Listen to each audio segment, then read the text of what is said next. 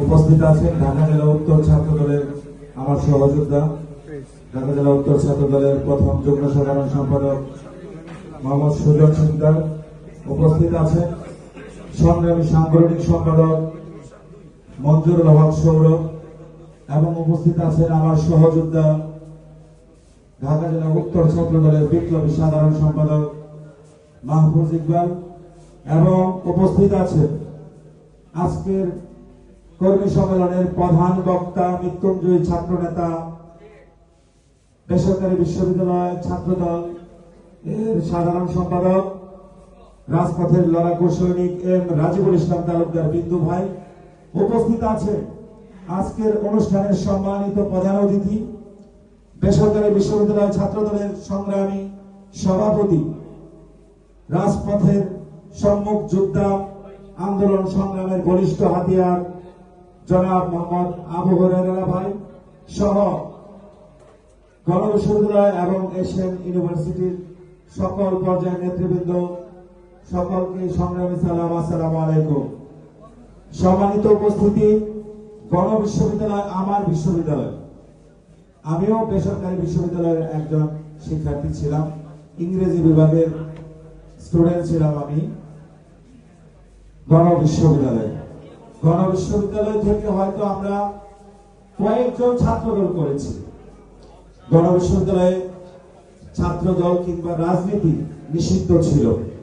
তখন আমরা শক্তি নিয়ে, বলয় নিয়েই ছাত্রদল করেছি। আমাদেরকে ঘাড় ধরে বিশ্ববিদ্যালয়ের প্রশাসন বের করে দিতে পারেনি।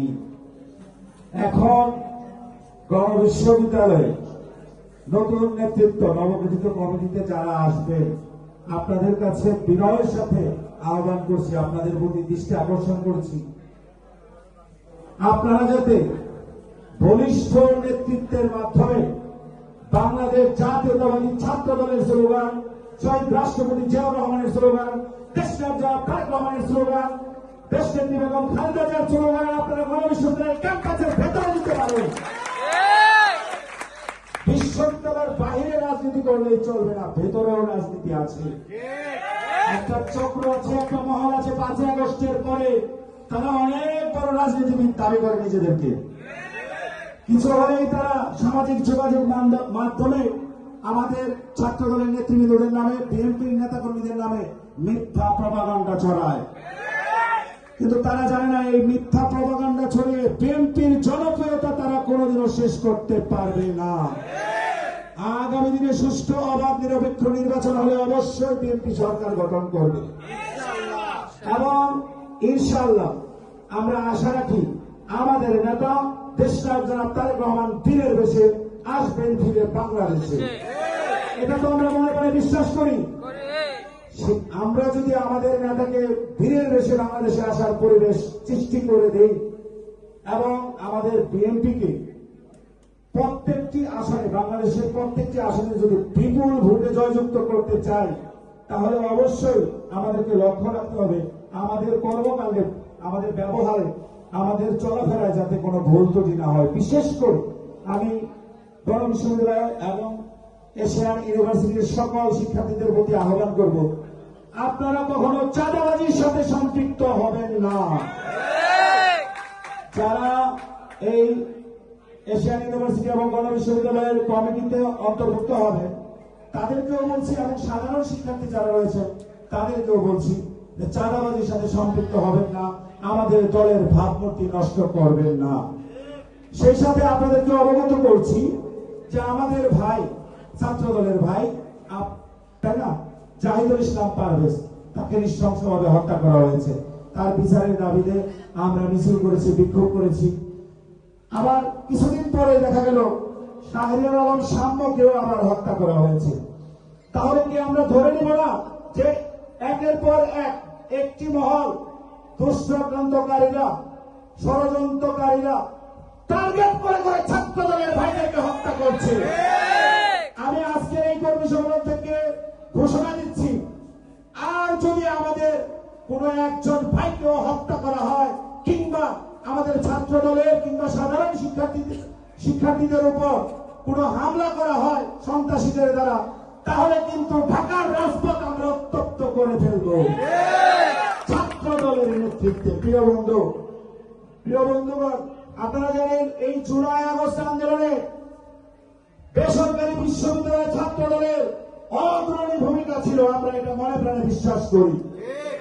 বেসরকারি বিশ্ববিদ্যালয়ের ছাত্র দলের নেতৃবৃন্দ, ঢাকা বিশ্ববিদ্যালয়ের ছাত্র দলের নেতৃবৃন্দ এবং জেলা পর্যায়ের উপজেলা পর্যায়ের ছাত্র দলের নেতৃবৃন্দ কিন্তু এই জুলাই আগস্ট আন্দোলনে আমরা কিন্তু অগ্রণী ভূমিকা রেখেছি, কিন্তু একটা মহল এই কথা স্বীকার করতে আগ্রহী নন। তারা বিশ্বাস করে তারাই সব করেছে, তারাই হাসিনাকে দাঁড়িয়েছে, ছাত্র দলের কোনো অবদান নেই, তারা এইটা মনে করে। কিন্তু ছাত্র দল, বিএনপি, স্বেচ্ছাসেবক দল, মূল দলের নেতৃবৃন্দ যদি, এই বেসরকারি বিশ্ববিদ্যালয়ের ছাত্র দল নেতৃবৃন্দ যদি, ঢাকা বিশ্ববিদ্যালয়ের ছাত্র দল নেতৃবৃন্দ যদি, জেলা পর্যায়ের ছাত্র দলের নেতৃবৃন্দ যদি আমরা এই আন্দোলনে যোগদান না করতাম, তাহলে হাসিনাকে এত তাড়াতাড়ি বিদায় করা সম্ভব হতো না বলে বিশ্বাস করি।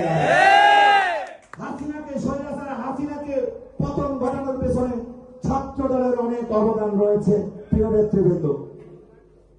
নেতৃবৃন্দ, আমাদের 31 দফা বাস্তবায়নের জন্য শহীদ রাষ্ট্রপতি জিয়াউর রহমানের আদর্শকে লালন করে আমরা বাংলাদেশ জাতীয়তাবাদী ছাত্র দলের সাংগঠনিক সকল নিয়ম কানুন মেনে আমরা বাংলাদেশ জাতীয়তাবাদী ছাত্র দল করব এবং যে কোনো আন্দোলন সংগ্রামে আমরা রাজপথে থাকব, এই আশা ব্যক্ত করে আপনাদেরকে অবগত করছি বাংলাদেশ জাতীয়তাবাদী ছাত্র দল মৃত্যুর উপত্যকায় দাঁড়িয়ে মুক্তির স্লোগান দেওয়া সংগঠন। সুতরাং যে কোনো সংকট দুর্যোগ মোকাবেলায় কিন্তু আমাদেরকে রাজপথে অবস্থান নিতে হবে। প্রিয় বন্ধুগণ, সকলকে ধন্যবাদ। বাংলাদেশ জাতীয়তাবাদী ছাত্র দল জিন্দাবাদ, বেসরকারি বিশ্ববিদ্যালয়ের ছাত্র দল জিন্দাবাদ, দেশনায়ক জনাব তারেক রহমান জিন্দাবাদ, দেশনেত্রী বেগম খালেদা জিয়া জিন্দাবাদ, শহীদ রাষ্ট্রপতি জিয়াউর রহমান অমর হোক। আসসালামু আলাইকুম। ধন্যবাদ।